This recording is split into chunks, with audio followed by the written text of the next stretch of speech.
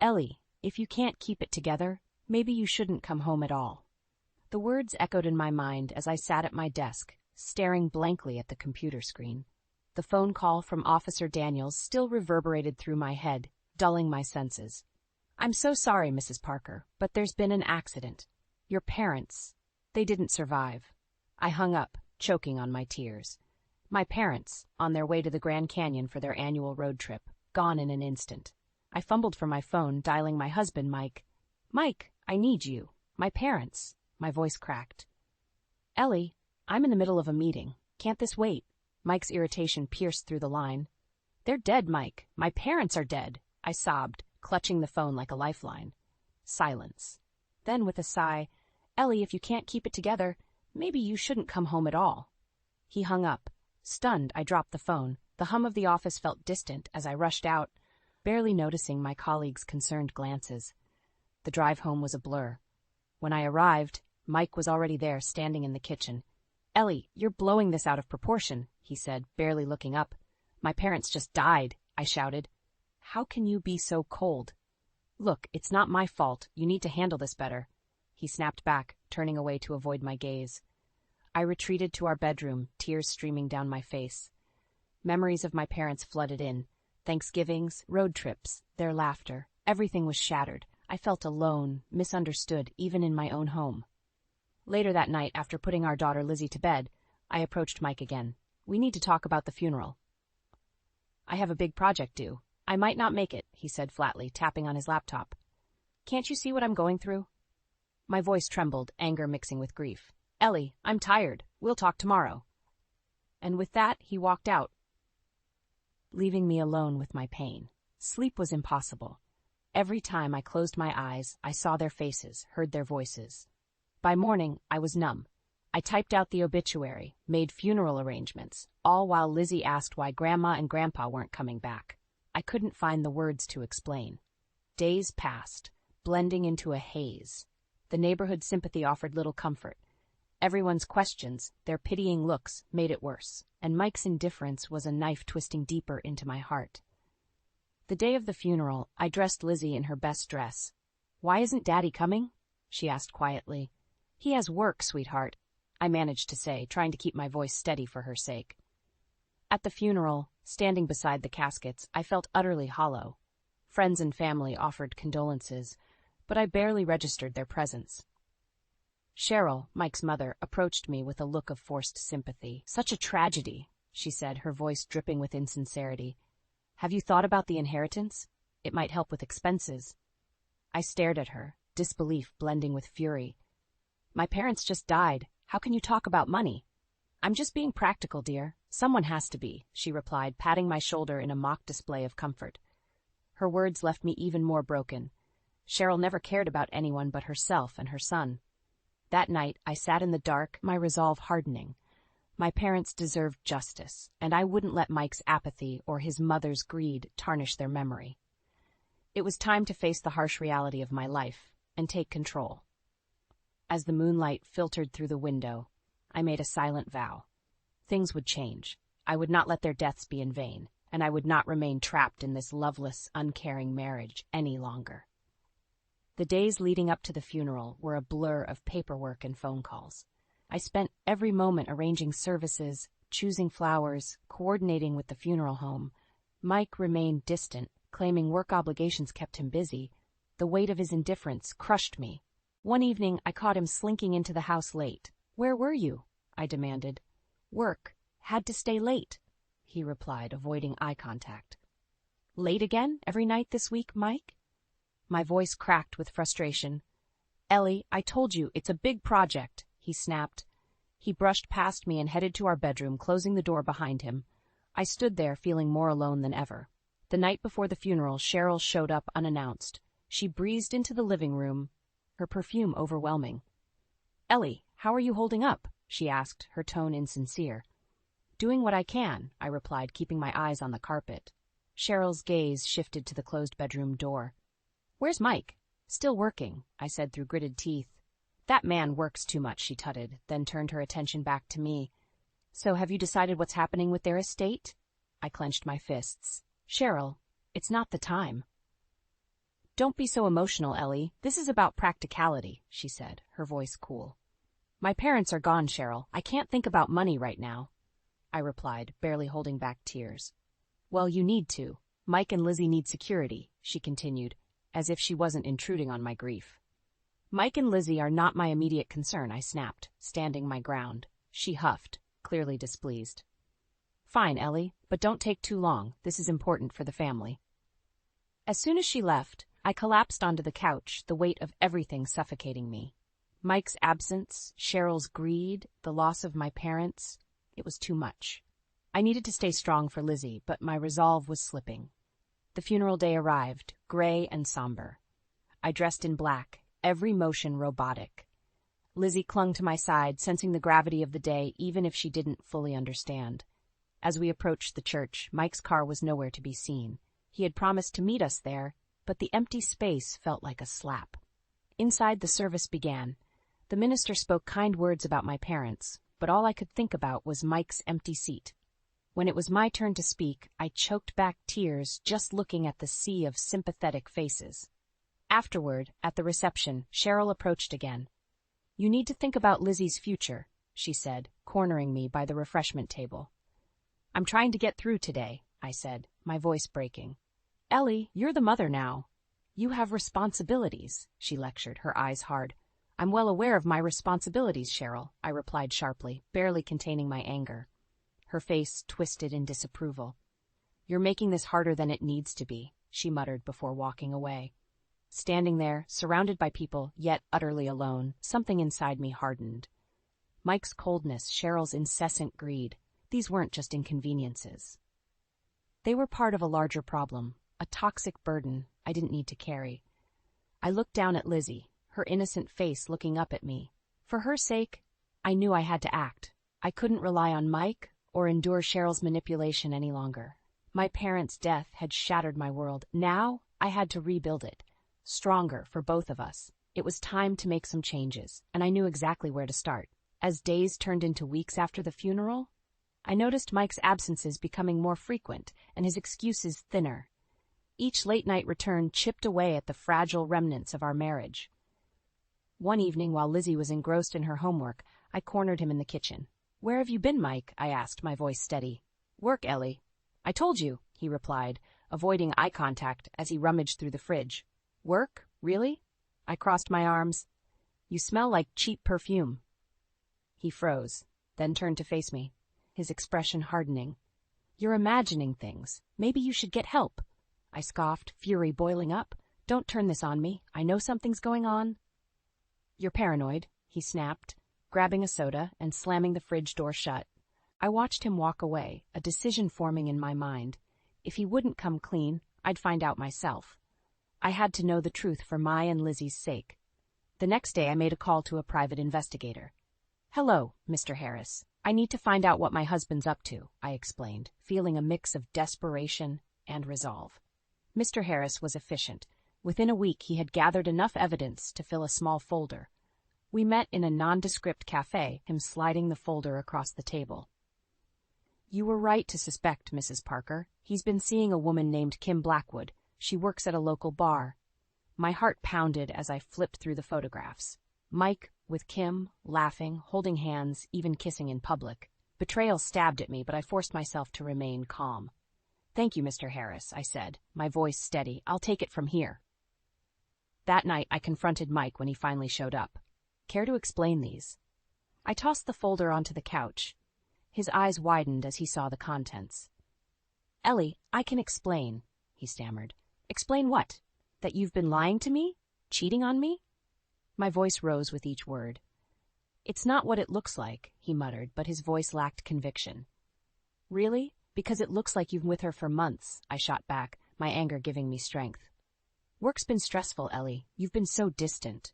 Don't you dare blame this on me. I interrupted, my body shaking with rage. You betrayed our family. You betrayed Lizzie. He opened his mouth to respond, but I cut him off. I want a divorce, Mike, and you're going to pay for what you've done. His face turned from guilt to anger. You think you can just take Lizzie away from me? I'll fight you on this. I have more than enough evidence. Any court would side with me, I said, standing tall. This isn't just about me anymore. It's about our daughter, and she deserves better.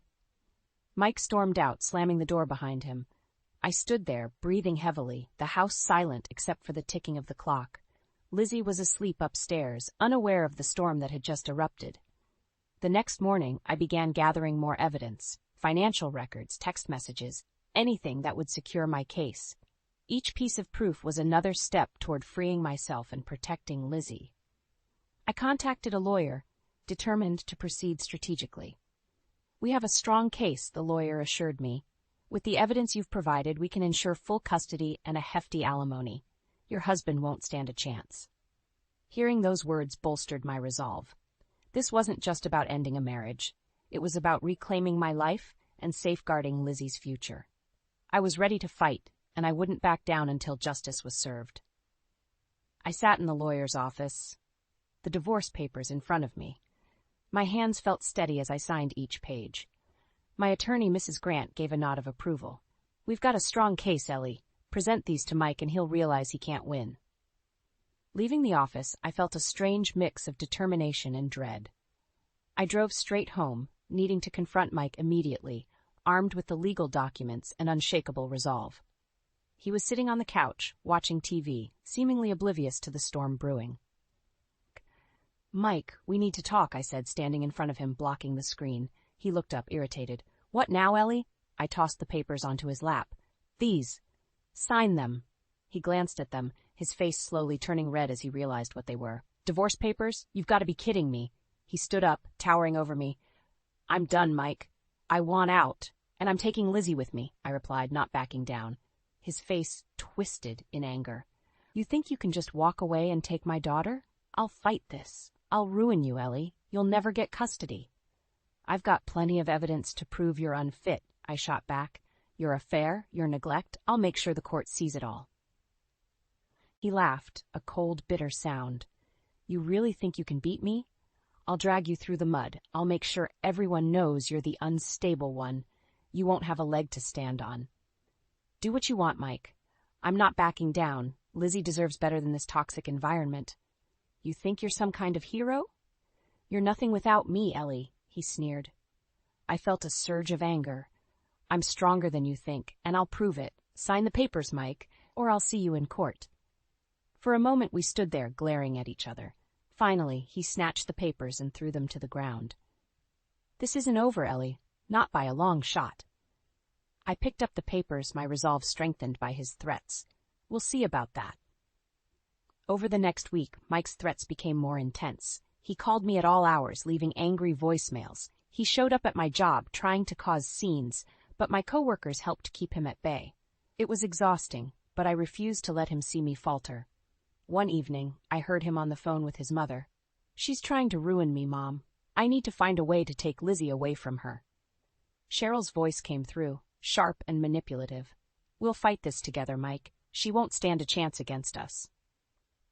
I knew they'd stop at nothing to hurt me, to take Lizzie from me. But I wouldn't let them. I had the support of my lawyer, my friends, and my undeniable evidence. I had to be strong for Lizzie. I called Mrs. Grant. "We need to proceed.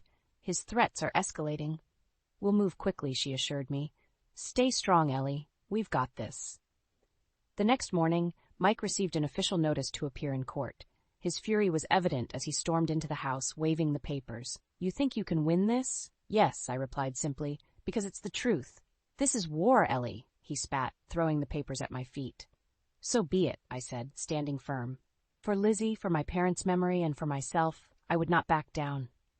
The battle lines were drawn, and I was ready to fight with everything I had. I sat at a small table in the corner of the cafe, my heart beating fast. I clutched the divorce papers in my hand, waiting for Mike to arrive. The sounds of steaming milk and clinking cups filled the air, but I was focused on the door. When Mike finally walked in, his eyes locked onto me with a look of sheer contempt. He sat down roughly, not bothering with pleasantries. "What do you want, Ellie?" "I want this over with." "You need to sign these," I said, pushing the papers towards him. He glanced at them, his jaw tightening. "I told you, I'm not signing anything. You think you can just waltz in here and dictate everything?" "You had your chance, Mike. Now it's about protecting Lizzie and moving on." He sneered. You're delusional if you think you're getting any money from me. And Lizzie? Over my dead body. As he spoke, his boss Derek entered the cafe. Derek was heading to the counter when he recognized Mike and turned towards us, encouraged by visible intrigue. Mike, what's going on here? Derek asked, eyes shifting between us. Mike's face turned pale. Nothing, sir. Just a family matter. Looks like more than that, Derek said, his gaze narrowing at the sight of the papers on the table. Ellie, Mike hissed, attempting to maintain his composure. This isn't the place. I seized the moment. Actually, it is. Mike, you've been lying and cheating for months. You've neglected your family and your job. Derek raised an eyebrow. Is this true? Mike stumbled over his words. It's complicated. She's blowing things out of proportion. No, Mike, I shot back. You've been spending company time with your mistress, not on work projects. Derek's expression shifted from curiosity to cold anger. Is this true, Mike? Sir, I can explain. Derek cut him off. Save it. I've had my suspicions. Consider this your last day at the office. Mike's face turned red, his anger barely contained. You can't do that. I just did, Derek replied sharply, turning and walking away. I watched Mike crumble before me, his career crashing as he realized there was no escaping this time. The cafe's ambient noise returned, but we were in a bubble of silence. You've ruined everything, Mike hissed, his voice shaking with rage. No, Mike. You did that all by yourself, I said, standing up. Mark my words, Ellie. I'm taking you down with me, he said through gritted teeth. Good luck with that, I replied, picking up the papers. As I walked out, I felt a surge of liberation. This battle was far from over, but I'd just won a significant victory. Outside the cafe, I took a deep breath, savoring the fresh air. Mike's downfall had begun, and I was ready to fight for our daughter's future. Every step I took away from that confrontation was another step towards justice, for my parents, for Lizzie, and most importantly, for myself. The courtroom buzzed with low murmurs as I walked in, head held high. Mrs. Grant was beside me, a reassuring presence. Mike sat across the room, his face a mask of anger and defiance. His lawyer, Mr. Jacobs, whispered something into his ear. The judge called for silence. We're here today to consider custody and alimony arrangements for the Parker case, the judge announced. Mrs. Grant stood, addressing the court. Your Honor, we have clear evidence of Mr. Parker's infidelity and neglect, both as a husband and father. We request full custody for my client, Mrs. Parker, and appropriate alimony and child support. Mr. Jacobs rose, looking smug. Your Honor, Mr. Parker disputes these accusations. He has been a dedicated father and deserves joint custody at the very least. The judge nodded, flipping through the files. Mrs. Parker, please step forward. I straightened my back as I approached the stand. Can you describe your husband's involvement with your daughter, Lizzie? Mike has been absent, that both physically and emotionally, I began. He's focused on his affair and neglected his responsibilities at home. Lizzie needs stability, which I can provide. Mrs. Grant then presented the evidence. Photos, text messages, financial records, all condemning Mike. I saw his face redden as each piece of evidence was displayed. The judge looked over the documents carefully. It seems clear that Mr. Parker has been preoccupied with his affair, he said, turning to Mike. Do you have anything to say? Mike stood, his body rigid. Your Honor, this is all blown out of proportion. I've provided for my family. Ellie's just trying to ruin me. Mrs. Grant interjected. Your Honor, Lizzie's well-being is our priority. Mr. Parker's actions have shown he's incapable of being a responsible parent. At that moment, the courtroom doors creaked open and a man walked in. It was Kim's husband, Dave. He approached the judge, holding a stack of papers.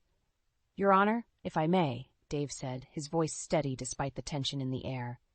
I, too, have evidence against Mr. Parker and my wife, Kim. Mr. Parker's actions have not only hurt his family, but mine as well. The judge allowed him to submit the documents. Dave outlined how their affair had affected his family, detailing financial discrepancies and deceit.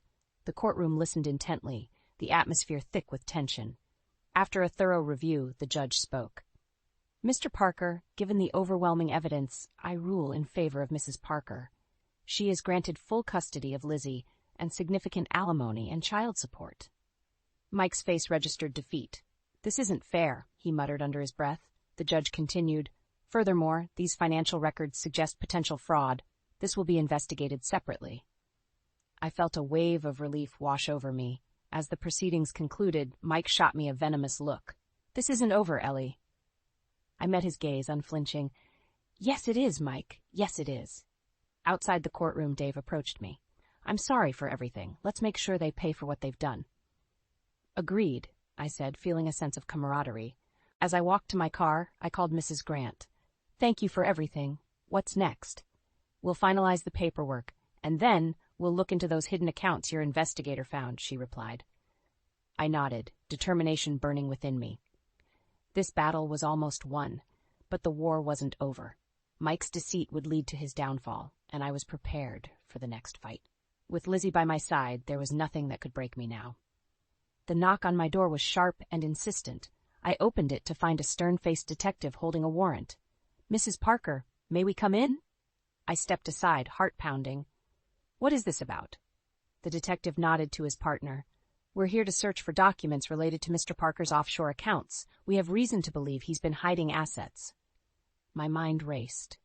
Mike had lied and cheated, and now his financial deceit was coming to light. "Take whatever you need," I said, leading them to Mike's old office. While the detectives sifted through papers, I called Mrs. Grant. "They're searching the house for evidence of Mike's hidden accounts." "Good," she replied. "This will only strengthen our case. Stay calm and cooperate." As the detectives worked, I found myself outside, watching Lizzie play in the yard with our neighbor's children. She looked so carefree, a stark contrast to the chaos inside. Hours passed before the detective reappeared. "We've found enough to initiate a full investigation. Thank you for your cooperation, Mrs. Parker. You'll be hearing from us soon." After they left, I was overwhelmed with a mix of relief and anticipation. This was another nail in Mike's coffin, another step toward justice. The next morning, I received a call from Derek. "Ellie, I wanted you to hear it from me.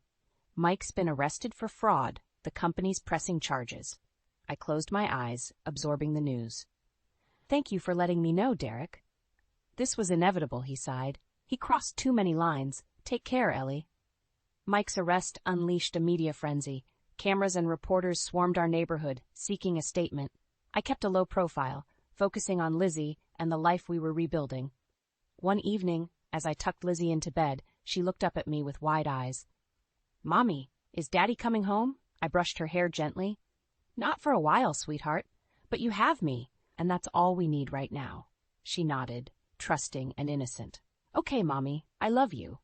"I love you too, Lizzie," I whispered, feeling the weight of my promise. I had to stay strong for her. Days turned into weeks. Mike's world continued to unravel. His assets were frozen, his accounts scrutinized. Cheryl tried to intervene, but her attempts were futile against the mounting evidence.